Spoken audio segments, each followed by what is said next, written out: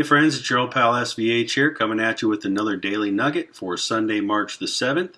And I just got off a nice 5-day spiritual training slash retreat, and I am really in a high state of vibration right now, so I'm trying to keep it all together and stay grounded so that I can do this. This is my third take. I just can't speak.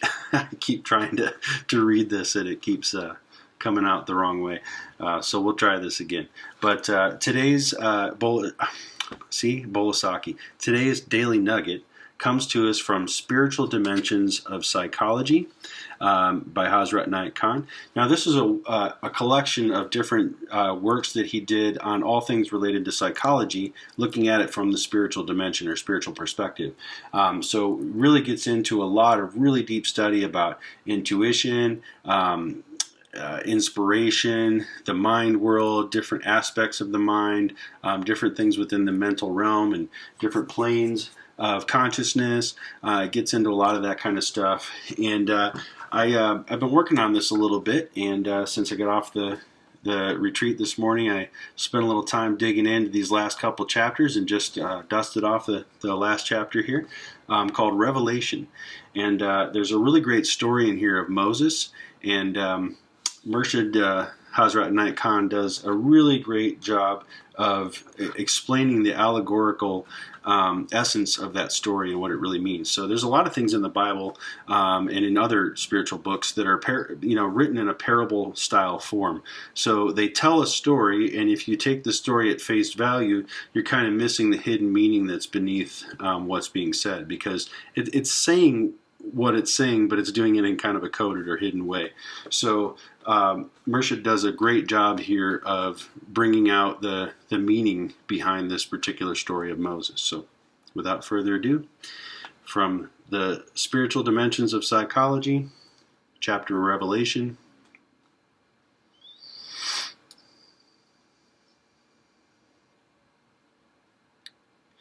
In the story of Moses, it is said that he was looking for fire to bake bread when he happened to see a light on the top of a mountain. And so in order to take this fire, he climbed the mountain, but the fire became lightning. Moses could no longer withstand that great flashing, and he fell to the ground. When he woke up, he began to communicate with God. This is Murshid's commentary. This is allegorical. The idea is that Moses was looking for light to make it his life's sustenance, but he had to climb onto the higher planes. It was not possible to get it on earth where he stood. Then he encountered lightning, a light which it was beyond his power to withstand, and he fell down. What is this falling down? To become nothing. To become empty. When he reached that state of emptiness, then his heart became sonorous, and he found communication with God through everything in the world, in the rock, tree, or plant, in the star, sun, or moon. In whatever he saw, he found communication with his soul. And so everything revealed its nature and its secret to him. Yeah, I mean, I'm not going to say too much about this story, but, in the story, Moses was looking for fire, and he saw a light on the mountain and went towards the mountain to take the fire to bring it down for his need. And then the light was too powerful, and he fell. And if you could really read that story and take it very literally, that, Moses went up the mountain, he, went to see fire, he encountered lightning, it was too strong, he fell down, end of story, right? But that's not it. There's so much more to it. And this is really the beauty of these spiritual books, is that there's so much more to be unraveled, and the mystery is really behind the words. So there's a real deeper mystery behind the words in all of these stories. And so, Piro Murshid Hazrat Nugget Khan, he says, that this is allegorical.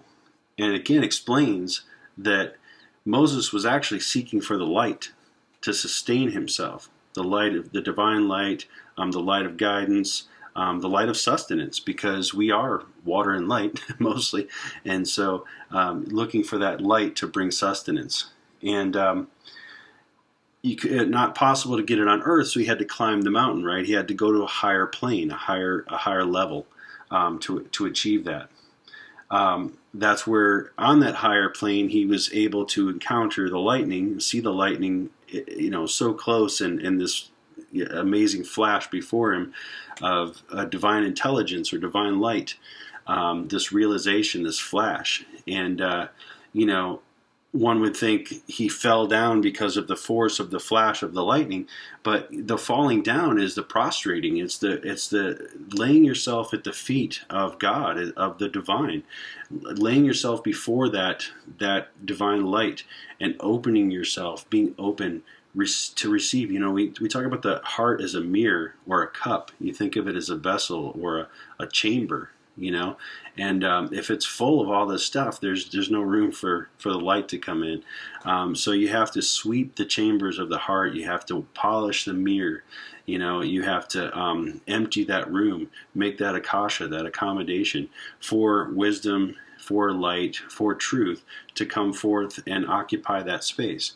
So this falling down was the idea of emptying oneself to make that accommodation, to make that space, to really be able to receive the full power of that divine light, the lightning. And so, I really love this. I just think it's really, beautiful. And then through that it becomes an ability to communicate. Because once you empty yourself, then the world is able to speak into you in a different way, It's like somebody who's always got something to say. They never hear anything. They're always talking. But when you take time to kind of listen and to really bring in and open that space, then you really hear that divine revelation coming through. So then that's where you start to communicate with all beings and all things. You start to see that life is God, and God is in all things, and that the divine light shines in all. Just not all have that accommodation to hold as much of it, but that's what we work on in our spiritual path. That's what we work on in our daily walk and in our daily practices, is to really break open that heart and make more room for the light, and really open our minds to a greater, higher consciousness and a better experience, so that we too can communicate with all beings as one. Because after all, we're all one, right? I said it yesterday. I am second to none, because I have realized in myself that one alone. Yeah, still ringing over that one. I just wanted to share this little story today. I thought this was, it's a beautiful book. I really recommend it.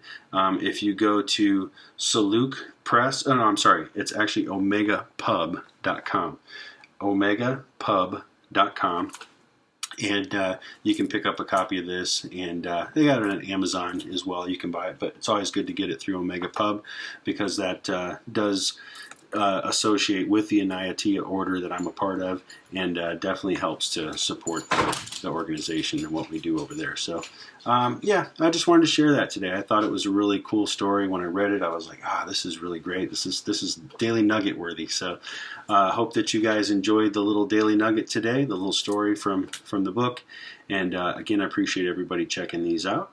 If you are on the channel, why don't you go ahead and hit the like and subscribe button down below, and hit the notification bell. If you're on a different platform watching this, why don't you hop on over to youtube.com/thesvh, THESVH, and go ahead and like and subscribe there, so you get notified every time I put one of these daily nuggets up. And I'll have some more long form classes and some more other material and stuff up there in the next couple weeks. So I appreciate everybody checking it out. Be blessed and have a great night. Amen.